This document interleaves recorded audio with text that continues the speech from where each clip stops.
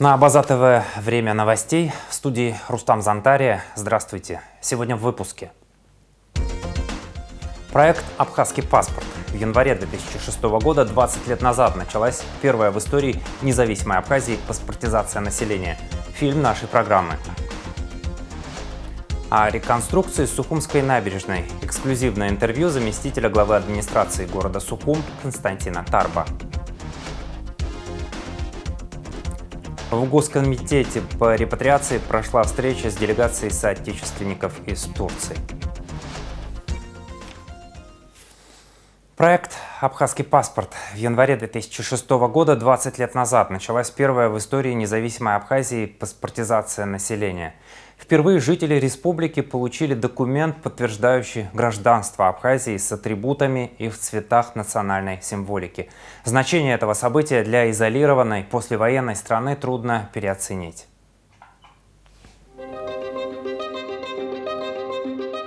В январе 2006 года, ровно 20 лет назад, началась первая в истории независимой Абхазии паспортизация населения.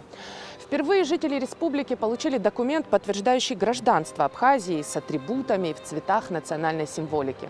Сегодня зеленый паспорт – это привычный и главный документ гражданина нашей страны. Но тогда, в послевоенной блокадной Абхазии, разработать, напечатать, привезти несколько тысяч паспортов было очень непросто. О том, как создавался первый абхазский паспорт и об остальных этапах паспортизации – этот фильм.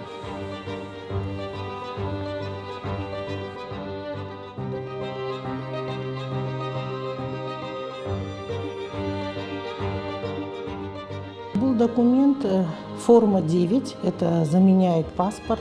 Это по утере паспорта выдается на месяц, там продлевается. Другого документа в республике не было. И вот в 2000 году наш отдел паспортной службы пришел вот к единому мнению для выдачи заграничного паспорта. Тогда был в наличии заграничный паспорт. Это 40-я, 41-я, 42-я серия. Старого образца заграничный паспорт, по которому люди выезжали за пределы республики. То есть можно было спокойно в Турцию, наши граждане выезжали. Вот. Но как-то надо было ситуацию спасать, потому что по форме 9 не могли люди никакие свои вопросы решать. Фильм «База ТВ» об истории и основных этапах паспортизации Абхазии смотрите в нашем вечернем эфире. Завершились плановые учения МЧС Абхазии в Рицинском национальном парке. В ходе маневров спасатели отработали сценарий оказания помощи терпящим бедствия на воде и эвакуации пострадавших.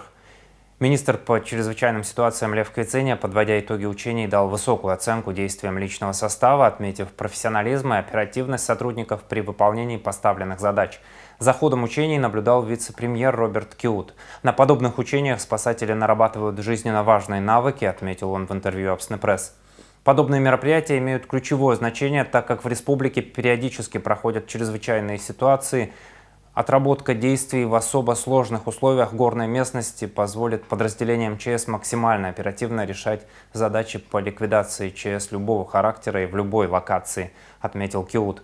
Учения на территории Рицинского реликтового национального парка проводятся для отработки навыков спасения в сложных условиях горно-лесистой местности и водной акватории. Регулярное проведение учений в одном из самых посещаемых туристических объектов страны позволяет поддерживать постоянную готовность подразделений к реагированию на любые чрезвычайные ситуации. Реконструкция Сухумской набережной продолжается. Сейчас идет укрепление береговой линии в районе кафе «Пингвин», а также реставрация в исторической части набережной у обломков крепости Диоскурия. Осуществляется та часть работ, которая финансируется за счет абхазских бизнесменов. В части российских регионов идет подготовка документации. В эксклюзивном интервью нашему корреспонденту заместитель главы администрации города Сухум Константин Тарба рассказал о том, на каком этапе находится реконструкция, с какими сложностями столкнулись, как выбирали материал, из которого будут изготовлены основные составляющие набережной и многое другое. Подробности в актуальном интервью. Константин, уже конец января, набережная в таком виде. Многие переживают, что из-за какой-то задержки в срок не успеют выполнить работы, и к началу туристического сезона наша набережная будет находиться в состоянии ремонта. Насколько оправданы эти опасения? Ну, опасения оправданы или нет, пока еще сложно сказать. Работы ведутся в полном объеме, идет подготовка всех документальных этапов. Есть небольшие сложности в этом плане, потому что нам, как известно, помогают регионы Российской Федерации. Проектная документация делается непосредственно московской организацией Мосжилни проектом. И у нас разная законодательная база. Вот мы сейчас занимаемся тем, чтобы это все свести в одно целое. На данном этапе уже вот на участке исторической части набережной, за которую ответственны бизнесмены из Абхазии, которые из абхазской диаспоры, они непосредственно приступили к работам. Сейчас уже вот главой города и главой государства, наверное, тоже поставлена задача ускорить темпы. Разговоры идут о 2 сменах сейчас. Работы будут вестись, скорее всего, в 2, а возможно и в 3 смены, чтобы это все к курортному сезону, как было и ранее сказано, успеть все, чтобы привести в надлежащий вид. Эксклюзивное интервью Константина Тарба смотрите после выпуска новостей. Единый дизайн-код столицы разрабатывают в Сухуме. Проект призван систематизировать внешний вид улиц, вывесок и городской мебели, рассказал газете «Республика Абхазия» начальник отдела архитектуры и градостроительства администрации Сухума Беслан Богателия. По словам главного архитектора, регламент затронет навигацию для туристов, оформление фасадов и соблюдение норм государственного языка в вывесках и надписях. Идет работа над дизайн-кодом города, то есть это вывески все, это навигация городская. У нас сейчас проблемы с тем, что нет нормальной навигации для туристов в том числе. И у нас проблемы с соблюдением государственного языка, надписи на фасадах. В общем, они должны быть регламентированы. Мы вместе с рекламным отделом будем работать над этим. Плюс это малые архитектурные формы, то есть типовые урны, типовые какие-то уличная мебель, лавочки и так далее. Все это будет регламентировано, и какие-то, допустим, даже киоски по городу, они будут уже в едином стиле, и все это должно будет согласовываться. Отдел языковой инспекции при Госуправлении по государственной языковой политике могут создать в Абхазии, сказала в эфире «Радио Спутник» начальник ведомства Гунда Квициния. По ее словам, сегодня в Абхазии грубо нарушается закон о государственном языке. Это очень больной вопрос, могу сказать, потому что не исполняется государственный закон, нарушается закон о языке и о рекламе. Это касается вывесок, внешней рекламы. Человек, который приедет в Сухум и пройдется по улицам, не поймет, где находится, пояснила Квициния. Несколько лет назад Госуправление инициировало проверку наружной рекламы. По словам Квициния, было выявлено множество нарушений, и ситуация с наружной рекламой остается бесконтрольной. Владислав Ардзенба «Взгляд изнутри». В Абхазском государственном университете состоялась встреча студентов юридического факультета с известным государственным и политическим деятелем, бывшим вице-президентом Республики Абхазия Валерием Аршба. Мероприятие прошло в конце прошлого года в рамках празднования 80-летия первого президента Республики Абхазия, основателя современного абхазского государства, выдающегося ученого, доктора исторических наук, профессора Владислава Григорьевича Ардзенба. Видеоотчет отдела информации и медиакоммуникации АГУ со встречи Валерия Аршба со студентами смотрите в нашем субботнем эфире. В Госкомитете по репатриации прошла встреча с делегацией соотечественников из Турции во главе с Яузом Атрашба, руководителем Федерации абхазских культурных центров. После встречи представители делегации рассказали СМИ об ее содержании.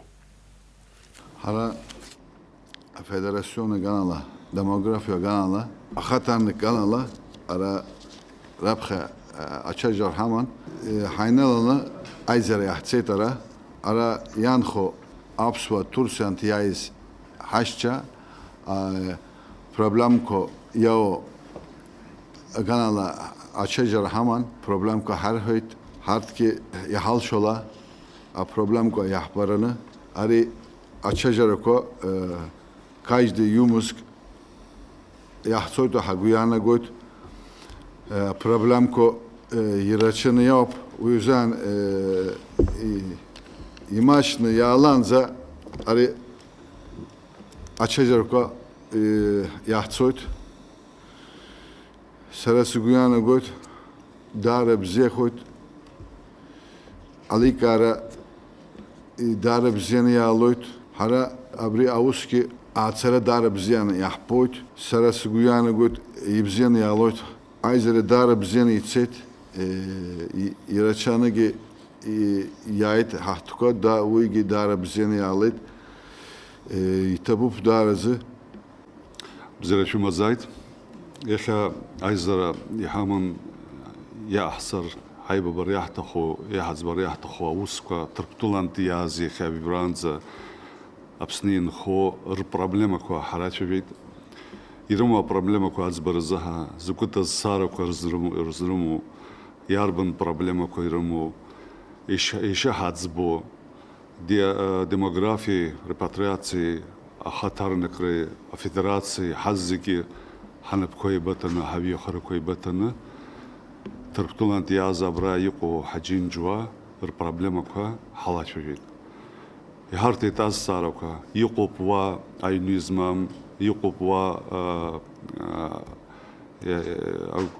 اغوبزيرا غانال بروبلم كويزماكو يقوب ацара ганалах проблема куисмаку изруму иқо па паспорта ганалах ярбун проблема ко ерму абарт зиги шачала зигенцны хазюрит проблема ко арт проблема ко ахара имарёб ацараги марёб аусядулуту уштанахс иждурвайт честно ялархс федерация хабы мскапха брадан итраги хайт أري باش حنا حسوا أكون كوا هوا بلار حربرت أو أبرت أو سروت يرحرت أكون كوا ألصفي ألصو يبي بيا حز يسخيت وشتا هرا حنم قلقوا حتى زاويت حجين جوا تقتلي أو هوا بلار راح نتكرر بصاد جلخ يجيجنا ينخرط يرموا проблема كوا ياربم برتزجي يلقانا أتزبرا وبريب زيجريسكسي خداس يخا يحمس айзера наски видервойт труптулант программа коерачена ахсойт ачар зигрескси хаду хачар абраха гижрзаха ятахко программа ко ахцо спорта ганалахома культура ганалахома видервойт лагера ганалахоуски хачу абарт ицгирачена хайлыкзаша хаймадара труптул ико абсентулы о ачар يتسجى قبل الرورت بريزة проект كو أحسيت وشتا أرت проект كو ألصفي ألصويت حجو داري رتفنا وسكو وبارت زجى يجكانا وشتا أحنت كره خدا أي حبيب دروت دنوكل مزكابخا دياسبرا أجانا لك حجين جوا أجانا لك يحز تركتولا دار زجوا خيال رخيت وماكلا يجورخيت يقوب حنت كره خدا تربطلا يكون خو حوا بالرزها غورياس زمو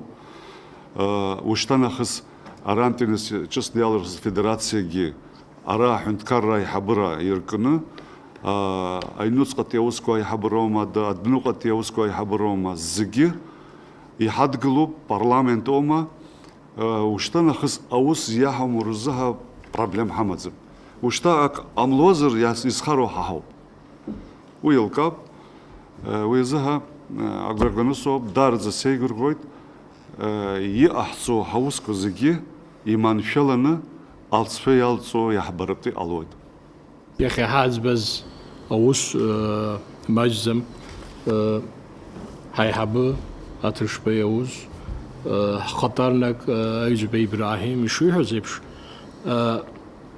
شجع يناوي حركوي Randa haup hargi, hardglo.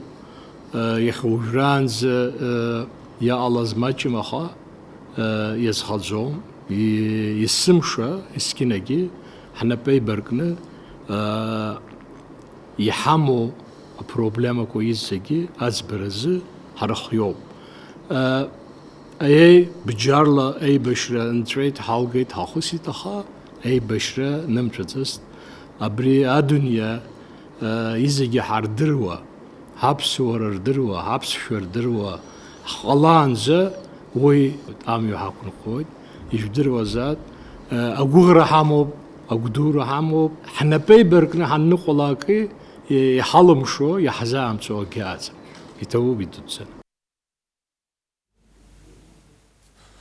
В Центральном выставочном зале Сухума открылась экспозиция народного художника Абхазии Батала Джапо «Нардский дом». Более 100 работ, посвященных нардскому эпосу, мифам и традициям абхазского народа, представлены в 3 залах.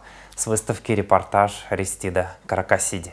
Выставка «Нардский дом» — это результат многолетней работы Батала Джапуа с национальным эпосом и древними сказаниями. Через графику художник обращается к мифам, обрядам и образам, которые формировали представление о мире и человеке в абхазской культуре. Экспозиция развернулась в 3 залах на 1 и 2 этажах ЦБЗ. Здесь представлено более 120 графических работ, созданных в разные периоды. Часть из них посвящена нардскому эпосу, часть — иллюстрациям и рассказам известного абхазского сказителя Маадана Сакани, а также сериям о мифологическом герое Прскиле и древнем погребальном обряде. Выставка «Нардский эпос» – идея, которая возникла несколько лет назад, но Батал сам работал над ней очень давно. Я на днях его спросила, когда была первая работа, посвященная нартам, это 80-е годы.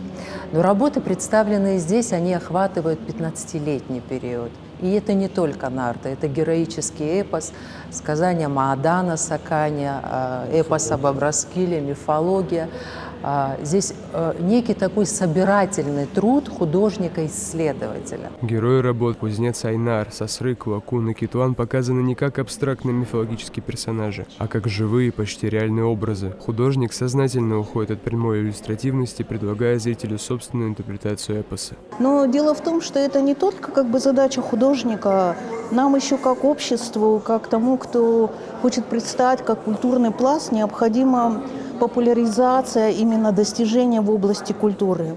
Тем более у него даже по сегодняшней выставке мы что можем сказать, что здесь отражение такой традиционной абхазской культуры. Это как сегодня очень модно это слово «культурный код». Если мы будем говорить в образах и выражениях, то есть обращение к нардскому эпосу. В ряде работ Батал Джапуа использует выпаренную тушь, типографический картон, губку, процарапывание. Это сложный метод, требующий точного расчета и уверенной руки. Но именно он позволяет передать напряжение и энергию эпических сюжетов. И здесь, в принципе, вы можете внимательно посмотреть, увидеть все эти процессы, которые я пытался, когда я, освоить этот метод. Здесь работа губкой, процарапывание, некоторая такая контуризация работы, да. По сравнению со следующими другими работами, она уже отстает, она слабее. И сюжетная линия здесь двойная. То, что в следующих работах уже отсутствует. То есть первая работа, потом эта вторая, и после нее уже 3-я, 4-я, они уже на тот принцип композиционный и техники, которые я использую, они уже встали на нужные мне рельсы. Графика позволяет художнику балансировать между реалистичностью и условностью образов, оставляя героям пространство вне конкретного времени и реальности. Эти образы, я подумала, что Батал Джапо продлевает время, то есть они будут жить через 100-200 лет, и когда-то именно по этим образом будет складываться вообще характер человека, абхазца, абхазского воина, как выглядит вооружение, костюм и вообще взаимоотношения. То есть насколько во времени очень важна его работа. Выставка ориентирована на самую разную аудиторию. Среди посетителей и взрослые, и дети. Первый, который мне больше нравился, там медведь такой, и с мечом человек нападает. Сасрык был очень закаленным. И когда он родился, его закалили полностью, кроме пятки, за которую его держали. Для удобства посетителей в экспозиции предусмотрен аудиогид на русском и абхазском языках, который помогает глубже понять сюжеты, символику и контекст представленных работ. Сама же выставка «Нарский дом» будет открыта для посетителей до 22 февраля. Арестит Каракасиди, Владимир Капуза, Абаза ТВ. Люди и даты. 23 января 60 лет исполнилось бы Гене Карданову. Доброволец, герой Абхазии. Первый бой принял на Гумистинском фронте, принимал участие в освобождении Гагры и населенных пунктов Цандрыпш и Гичрыпш. Уже в этих боях Гена продемонстрировал отличную боевую выучку, прекрасные организаторские способности, храбрость и самоотверженность. После разгрома гагрской вражеской группировки добровольцы из Северного Кавказа решили создать свою группу, назвав ее «Кабарда». Командиром единогласно был избран Гена Карданов. В ноябре 1992-го группа «Кабарда» принимает участие в Шромском наступлении. После неудачного исхода этой операции группу перебросили на Восточный фронт, в близлежащие к блокадному Тпарчалу села, в которых шли ожесточенные бои. В январе 1993-го Гена принимает участие в наступлении на Гумистинском направлении, затем вновь отправляется на Восточный фронт. В марте 1993-го группа Карданова принимает участие в освобождении города Сухум. Жизнь Гены оборвал осколок вражеского снаряда в апреле 1993 года. 24 января 65 лет исполнилось бы Руслану Барцец, археологу, кандидату исторических наук. Выпускник АГУ Руслан Барцец работал научным сотрудником Абхазского института языка, литературы и искусства имени Гулия, был директором Пицунского государственного историко-архитектурного заповедника Великий Петиунт, принимал участие во многих археологических экспедициях, закончил аспирантуру при Институте археологии Академии наук СССР.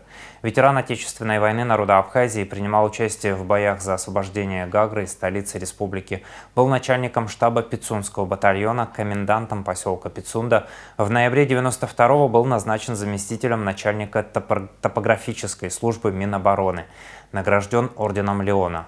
В 2009 году Руслан Барцец защитил кандидатскую диссертацию в Кабардино-Балкарском государственном университете по теме «Абхазский религиозный синкретизм в культовых комплексах и в современной обрядовой практике». Он автор более 50 научных публикаций, соавтор научно-популярного издания «Пицунда и окрестности». В память ученого в нашем субботнем эфире смотрите фильм «Чищ» из цикла «Реки Абхазии» с участием Руслана Барцец. Сборная Абхазии, команда КВН «Фантасмагорцы» прошла во второй тур международного фестиваля «Кивин-2026» и вошла в топ-80 из более чем 600 команд КВН, участвующих в фестивале. Члены жюри высоко оценили вокал, танцы и уверенную подачу абхазской команды. Напомним, фестиваль «Кивин-26» проходит в Сочи в эти дни, и это первый опыт публичного выступления новой сборной команды Абхазии «Фантасмагорцы». В субботу, 24 января в 11:09 на Первом канале выйдет выпуск программы «Вспомнить все» с участием народной артистки Абхазии и России Хиблы Герзмава, о ее жизненном пути, о детстве и юности в Абхазии, о студенчестве в Москве, о мировых сценах и больших планах на будущее. Благодарю всю команду Первого канала, всех гостей выпуска. Не буду раскрывать секретов, но вас ждут приятные встречи. Особенно радостно, что режиссером выступил молодой абхазский режиссер Инар Нармания, написала сама Хибла в своем телеграм-канале. Это место моей силы. Уникальный храм, он 9 века. Он сейчас концертный зал.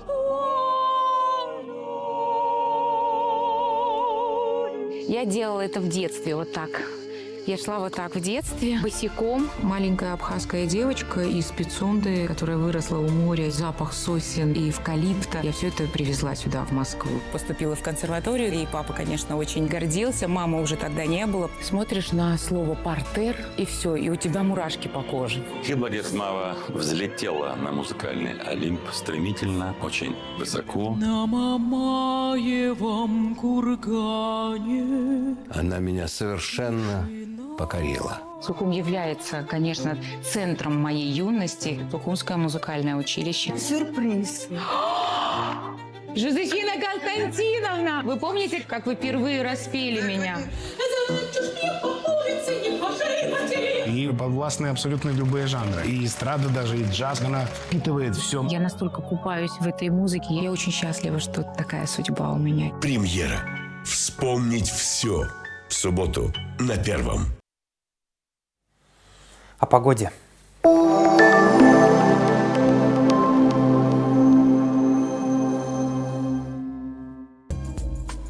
В выходные дни 24 и 25 января в Абхазии ожидается облачная с прояснениями погоды, временами осадки разной интенсивности. В предгорьях возможен дождь с мокрым снегом, в горах снег. Атмосферное давление пониженное, ветер слабый и умеренный. Температура воздуха ночью от 1 до 6, днем от 6 до 11 градусов. Температура морской воды 9 градусов, волнение морской воды умеренное и значительное. Относительная влажность воздуха от 60 до 80%.